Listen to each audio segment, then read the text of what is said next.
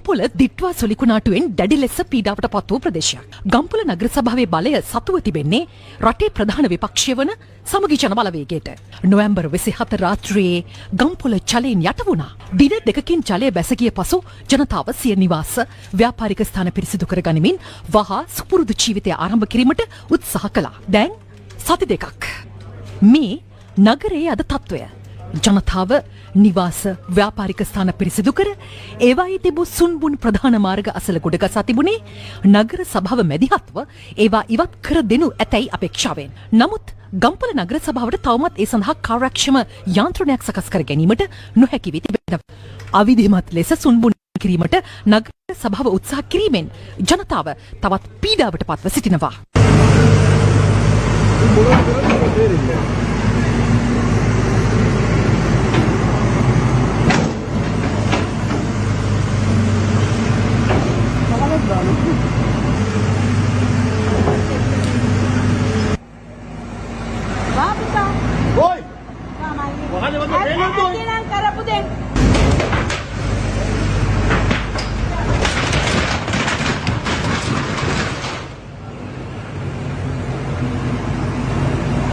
ගාමවතුන හානි වුණා. ඊට පස්සේ මේ කසලාදීන්ට ඉදුක නගරාධිපතිතුමා නොගැලපෙන වාහන ගෙනල්ලා ඒවා පාරවල් කඩලා විනාශ කරලා ගොඩනැගිලි විනාශ කරලා මගේ ගොඩනැගිල්ලටත් හානි සිද්ධ කරා.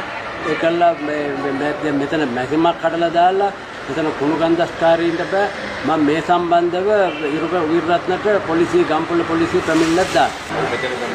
මෙතන එකක් කැල්ලා දෙන්නේ මෙතන අපිට අවහිරයි පාරේ අරුවක් කරගන්නත් බෑ. මේවා කැල්ලා පාරවල ඔක්කොම කැල්ලා ගන්න ඕන දෙයක් නෙමෙයි මේ වගේ මැෂින් අයින් කරලා දෙන්නේ. මේක ඇතුළට දාන්නත් බෑ මේ වගේ මැෂින්.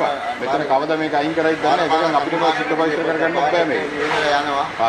අර පාර ඔක්කොම හාරලා තාරත් එක ගැලවිලා තියෙන්නේ. පාර වලවල් හැදලා තියෙන්නේ මේවා දාලා හාරලා. ඉක්මනටම හාරලා අයින් කරලා අපේ සල්ලි නෑනේ. මේවා හදනට වඩා මේකට මේකත් විනාශ කරලා තියෙන්නේ පාර. මෙතන වලක් වෙලා තියෙනවා. අර ඉස්සරහත් තියෙනවා. අතන ගිහලා බලන්න. මේ තැනට ගැලපෙන මැෂින් එකක් දාලා අයින් කරන්න එපා. දැන් මේ දරා ගන්න බෑනේ මේවා. මේ හරවන්න බෑ, කරන්න බෑ. පාර පොඩි. නගරාධිපතිතුමාත් ළඟ හිටියනේ මේ වැඩේ කරනකොට එයා කියනවා දැන් කරන්න වල්ලන්න කියලා. ඒක තියෙන ඔක්කොම අපි වීඩියෝ කරපුවා. එයා කිව්වි තමයි මේ වැඩේ වෙන්නේ. එයා ඉතින් එයා බලන්න බෑනේ. සුන්බුන් ඉවත් නොකිරීමෙන් ගම්පොළ නගරයේ සහ තදාසන්න ප්‍රදේශවල රෝග ව්‍යාප්ත වීමේ අවධානමක්ද මේ වන විට මතුව තිබෙනවා. ගම්පොළ එකතු වුණු කුණු කසල ටොන් 40000ක් පමණ දැනට අපේ නිවාස ඉදිරිපිට ගොඩ කරලා තියෙනවා.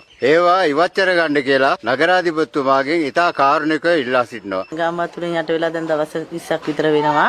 කඳවුරුවල ඉඳලා අපි දැන් ගෙවල් වලට ඇවිල්ලා ඉන්නේ. අපේ කුණු ගොඩවල් දැන් සුද්ධ පවිත්‍ර කරන්න මේ කිසිම මේ පිළියමක් නැති නිසා කුණු හැමතැනම ගොඩ ගැහිලා දරුවෝ ලෙඩ වෙලා දැන් ඉන්නේ. එදා අපි ගම් වතුරෙන් යට වුණා. දැන් කුණු වලින් යට වෙලා ඉන්නවා. පුළුවන් තරම් ඉක්මනට මේ ටික අයින් කරගන්න කියලා තමයි අපි ඉල්ලීමක් කරන්නේ. බයිකේ ඉස්සරහ විතරක් කියලා ලොරි දෙකක බඩෝ.